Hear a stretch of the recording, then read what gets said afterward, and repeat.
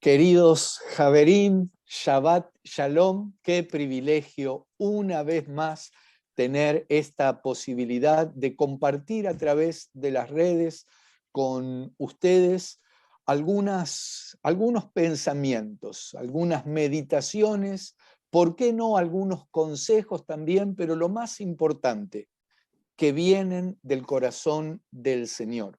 Así que nosotros hoy estamos gozosos, estamos expectantes, ingresando a un nuevo Shabbat con todo lo que esto implica para nosotros, para los que tenemos temor de Hashem. Y es una bendición para mí poder compartir este espacio con un amigo que está allí en Brasil, en San Pablo específicamente, Sami Stashower. Sami, ¿cómo estás? Qué bueno verte. Shalom, Fabián, desde San Pablo y hasta Ushuaia en Argentina, como tú dices, el final de la Argentina, que es el final prácticamente del hemisferio sur, y con todos ustedes que nos oyen, donde sea que estén. Qué privilegio poder hablar de lo que nos lleva a emoción, que es, como tú dijiste, es la palabra de Hashem, el nombre que trajo todas las cosas adelante. Y es eso lo que esperamos, que ustedes también sean bendecidos, oyéndonos, que no les seamos cansativos, que no les seamos pesados, pero que traigamos información y contenido. Esperamos que sí, no seamos pesados, Sami, ¿eh? Vamos a pedirle al Señor que nos ayude. Qué maleducado no me presenté. Soy Fabián Rothenberg, estoy, como vos decías, al final de Argentina, en una ciudad llamada Ushuaia, por muchos conocida como la ciudad más austral del mundo, en la provincia de Tierra del Fuego, en los confines de la Tierra. Ya más abajo de aquí no hay demasiado más, está la Antártida. Pero lo más importante es que estamos aquí por un llamado justamente de parte del Señor.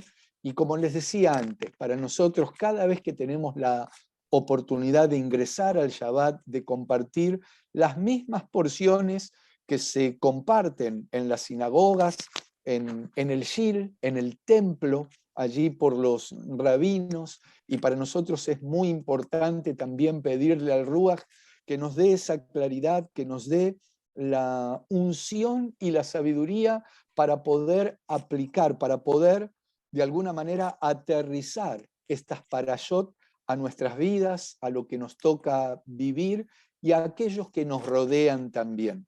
Hoy tenemos 4 porciones, como cada vez que ingresamos al Shabbat. Tenemos en la Torá un pasaje que comienza en Números, capítulo 30, versículo 2, al capítulo 32, versículo 42. Tenemos en los Neviim, en los profetas, en el Tanaj, al profeta Jeremías, desde el capítulo 1, versículo 1 al capítulo 2, versículo 3. Tenemos en el Brit Hadashah, en el Nuevo Pacto, la carta a los Filipenses, capítulo 3, versículos 12 al 16, y Teilim, Salmos 111. También tenemos una parashot que es Masei, caminadas, donde hay una serie de versículos y de pasajes también, pero prefiero no bombardear con versículos e ir de a poco para poder compartir, Sami, lo que el Señor haya puesto en tu corazón, y dejémonos guiar a ver hacia dónde nos guía el Ruach, el Espíritu. Fantástico, sí. La verdad que hoy es una porción doble. Son dos parashot que la tradición realmente junta en algunas situaciones, como tuvimos este año. Entonces, Pesaj, el octavo día, tuvimos entonces un texto predeterminado. Salimos del calendario de las lecturas como como se hacen en Israel. Entonces, en algunos momentos es necesario juntar dos parashot para volver a estar alineados. Y hoy vamos a hablar entonces de dos parashot que son interesantes. Matot, tribus, y Masei, caminatas. Y de repente ustedes miran y dicen así, pero Dios, dime una cosa, ¿por qué precisarías relatar las caminatas del pueblo durante 40 años? Y tú sabes que pensando en esto, Dios me dio una respuesta que me parece es importante. El relato es de todo el camino que el pueblo hizo desde que salió de Egipto. Y entonces se relata las paradas, cuánto tiempo estaban, dónde estaban, cómo andaban. Y entiendo de que en esto el apóstol Pablo, Shaul Sheliach, en Romanos 15:4 nos dice, pues todo cuanto en el pasado fue escrito para nuestra enseñanza fue escrito, a fin de que por paciencia y consolación de las Escrituras tengamos esperanza.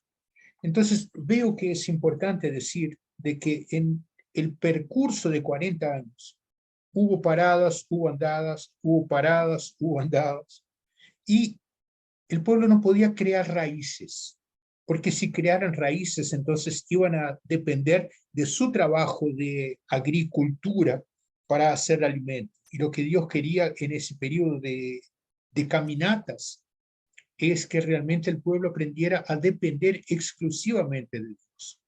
Entonces, no podrían estar en un lugar único.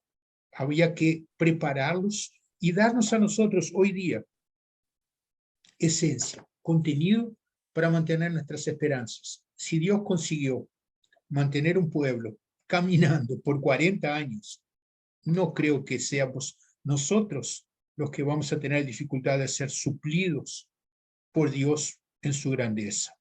¿Cómo te llega esto, Fabián? Sí, es muy interesante lo que estás compartiendo.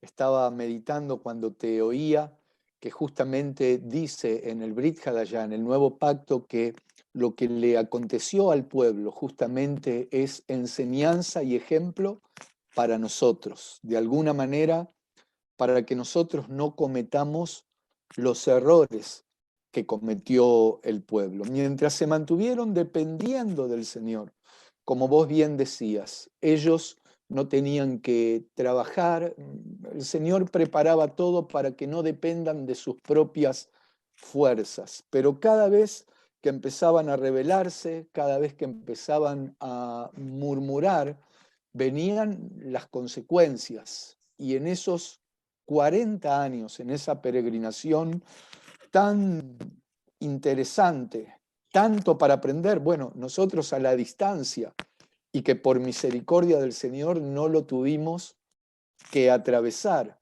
pero ellos han vivido algunas situaciones muy, muy delicadas. Es interesante esto que estás compartiendo y cómo estás relacionando la carta a los romanos o lo que tenemos en el nuevo pacto con esto que estamos hablando del Tanaj. Sigamos avanzando. Mientras te oía y tomaste esta parashot, yo estaba pensando en la otra justamente, como para intentar hablar de ambas, pero no quiero que nos pisemos en esto. Entonces, qué importante que nos sigas compartiendo lo que el Señor puso en tu corazón, Sami. Ok, entonces tenemos un otro relato que también es interesante. Mira, Dios dice, yo les voy a dar esa tierra, pero ustedes van a tener que hacer un poco de esfuerzo y les voy a mandar una guerra. Y les voy a mandar una guerra y ¿saben lo que? No es una guerra donde van a entrar todos los hombres, van a entrar solamente 1000 de cada tribu y ustedes van a guerrear y van a ganar. Creo que el pueblo debe haber visto, opa, espérate, Dios, son muchos y nosotros solamente vamos 12.000. Y Dios dijo, yo soy Dios. ¿Cuál es el resultado de esto? Y es ahí donde realmente hay algunos números que son interesantes. El pueblo va a la guerra y vuelven y contra las instrucciones de Moshe traen de vuelta prisioneros. Traen las señoras, las mujeres y los niños. Y Moshe tenía una instrucción de Dios que era para terminarlo, pero delante de un hecho consumado, entonces dice Moshe, ok, ya los trajeron, entonces, ¿saben lo que es? Solamente guarden las niñas que no han conocido hombres. Y son 32.000. O sea, 32.000 familias, por lo menos, significaba 32.000 guerreros. Entonces, ya en 32.000 ya tenemos 3 veces más, casi, el pueblo que fue. Pero ¿qué es lo maravilloso? Lo maravilloso es de que los comandantes le dicen a Moshe, mira, Moshe, tenemos una cosa para relatarte.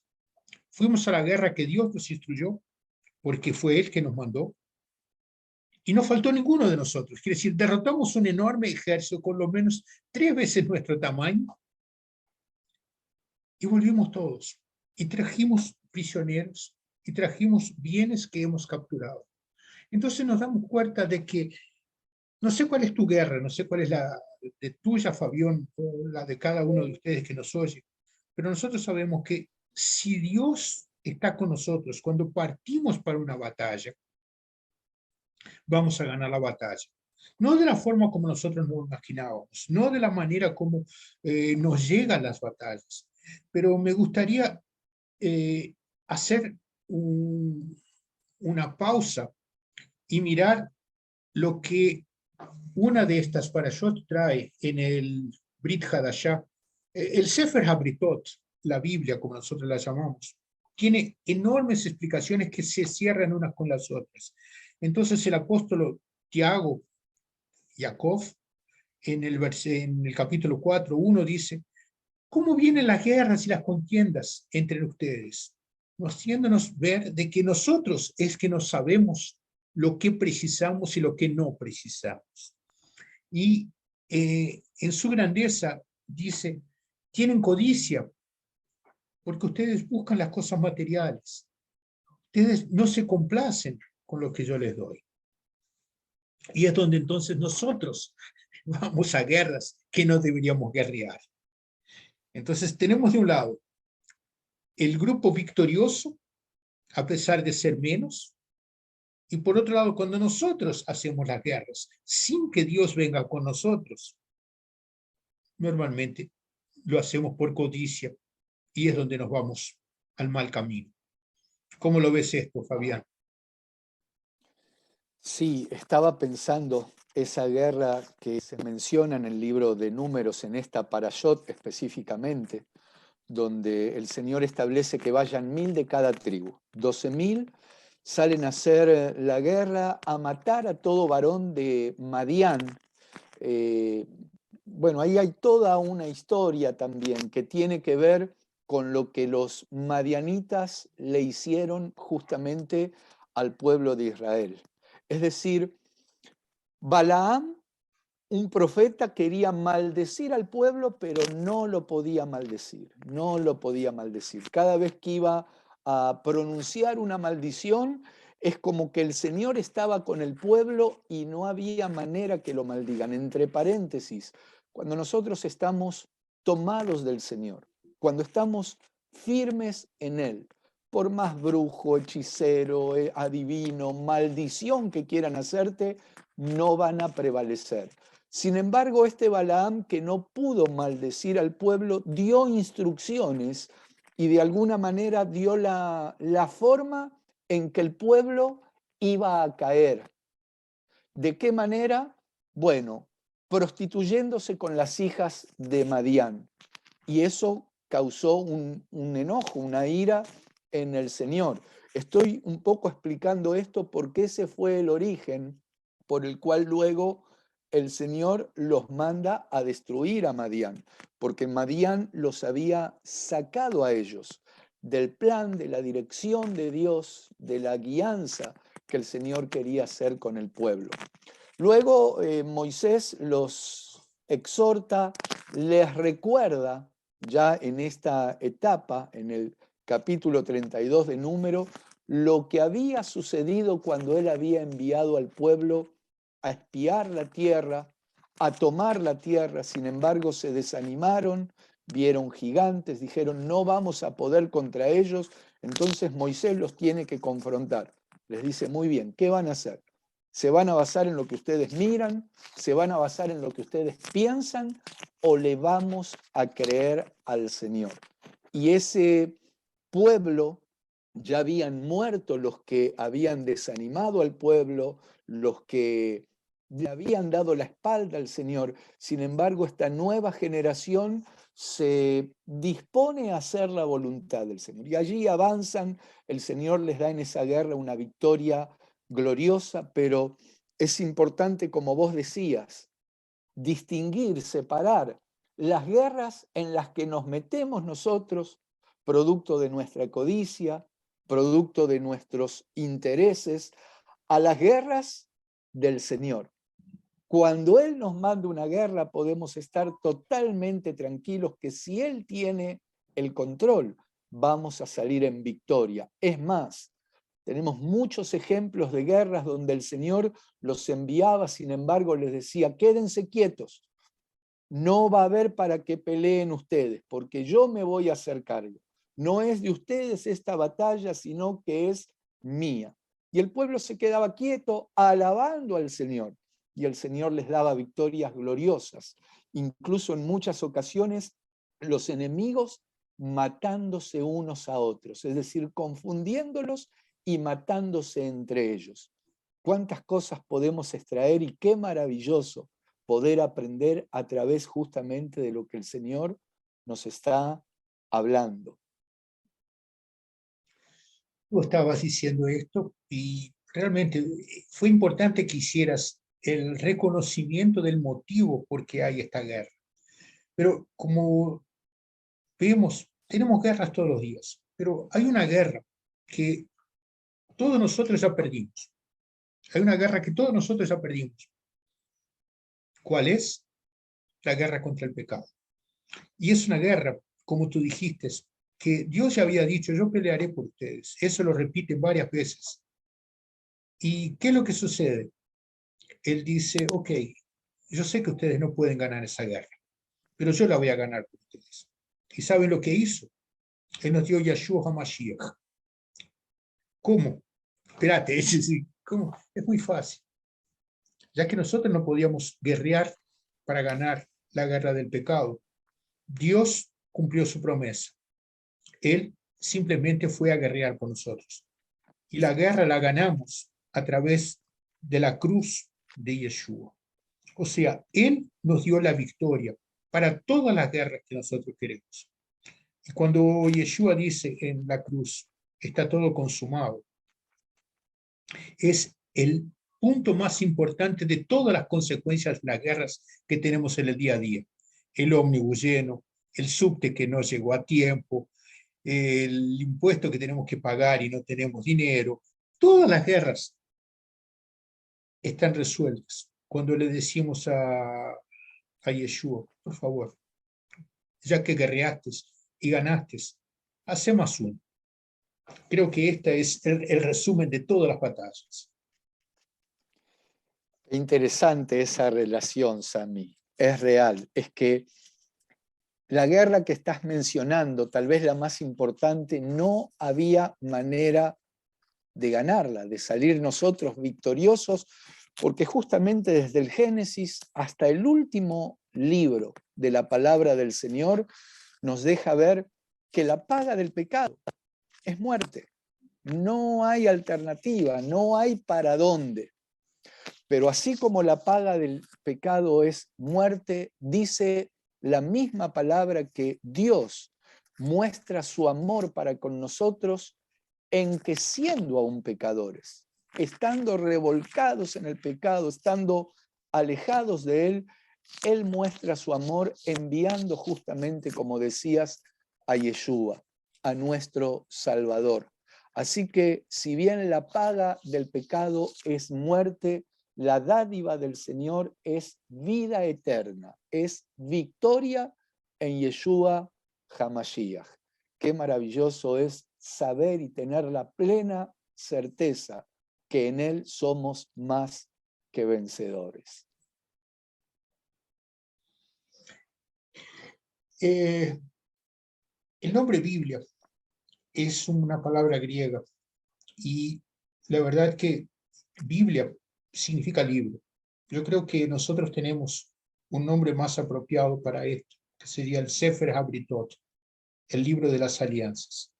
Creo que cada una de las alianzas que, como tú decías, empiezan en Bereshit 11:1 hasta Apocalipsis 22, hay una alianza tras la otra, una promesa tras la otra.